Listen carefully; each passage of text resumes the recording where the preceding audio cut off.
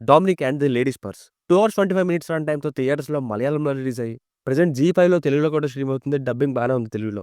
ఇక last year 'సూక్ష్మదర్శిని' cinema చూస్తున్నప్పుడు ఇంటర్వల్‌లో ఈ 'డామినిక్' ట్రైలర్ వేశారు. గౌతమ్ వాసుదేవ్ మీనన్ గారు డైరెక్టర్ కావడంతో, ఇంకా మమ్ముట్టి గారు డిటెక్టివ్ రోల్ అవ్వడంతో ఇంట్రెస్ట్ కలిగింది. కానీ రిలీజ్ అయిన 1 ఇయర్‌కి ఇప్పుడు జీ5కొచ్చింది. ఇక మన ఛానెల్‌లో 'రాజు వెడ్స్ రాంబాయ్', 'మఫ్టీ పోలీస్', 'ప్రేమంటే' ఇవి ఇచ్చేసా.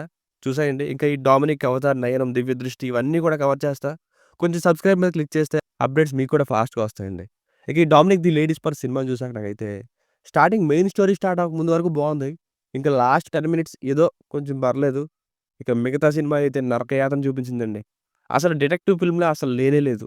గౌతమ్ వాసుదేవ్ మీనన్ గారికి ఏమైందో మరి డిటెక్టివ్ ఫిల్మ్‌ని కాస్త డిఫెక్టివ్ ఫిల్మ్‌లా మార్చారు. అస్సలు నచ్చలేదండి. థ్రిల్లింగ్‌గా ఉండడం సెకండరీ. అసలు ఇంట్రెస్టింగ్‌గానే లేదు. మధ్యలో అసిస్టెంట్ ఎందుకు? కలర్ బ్లైండ్‌నెస్ ఎందుకు? మళ్ళీ దీనికి సీక్వెల్ ఎందుకు?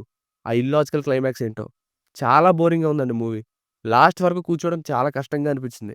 మేబీ ఇందుకేనేమో ఓటీటీ రిలీజ్ కూడా డిలే అయింది. దీనికంటే 'ఏజెంట్ సాయి శ్రీనివాస్ ఆత్రేయ' మళ్ళీ చూసుకోవడం బెటరు. అందులో 10% కూడా థ్రిల్ అవ్వలేదు ఈ సినిమా. ఇలాగనే అనిపించింది 'డామినిక్' మూవీ. ఇక ఫ్యామిలీతో చూడొచ్చా అంటే యెస్ చూడొచ్చు. ఎలాంటి కంటెంట్ ఏం లేదు. బేసిక్ స్టోరీ లైన్ ఏంటంటే ఎక్స్ పోలీస్ ఆఫీసర్ మరియు డిటెక్టివ్ అయిన మమ్ముట్టి గారు అలియాస్ డామినిక్‌ని అతని ల్యాండ్ లార్డ్ అయిన ముసలావిడ ఆమెకొక పర్స్ దొరకడంతో ఆ పర్స్‌లో డబ్బులున్నాయి. చైన్ కూడా ఉంది. నువ్వు డిటెక్టివ్ కాబట్టి ఇది ఎవరిదో కనిపెడితే 4 మంత్స్ రెంట్ తగ్గిస్తా అనడంతో ఆ పర్స్ ఎవరిదో కనిపెట్టడానికి వెళ్తారు. అసలు ఆ పర్స్ ఎవరిది? ఇన్వెస్టిగేషన్‌లో తెలిసిన నిజాలేంటి?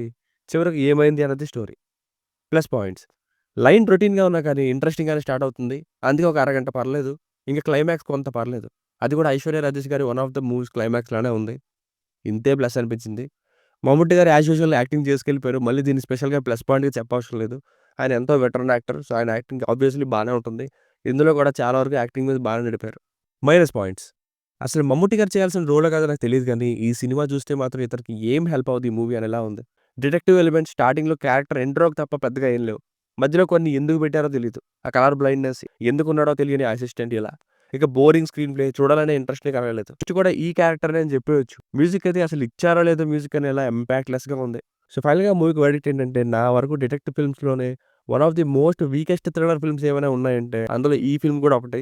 ఇక చూస్తాను అంటే రివ్యూని పట్టించుకోకుండా మీకు నచ్చినట్టు చూడండి. It's a disappointing film for me. దీనికి రేటింగ్ వచ్చేసి ఇది నా ఒపీనియన్ బిట్వీన్ 2 అండ్ 2.25 మధ్యలో ఇవ్వచ్చు 5కి. మీకు కనుక నా వర్క్ నచ్చినట్లయితే ఇలాంటి మరిన్ని రివ్యూస్ కోసం మన ఛానెల్‌ని సబ్స్క్రైబ్ చేసుకోండి. Thank you.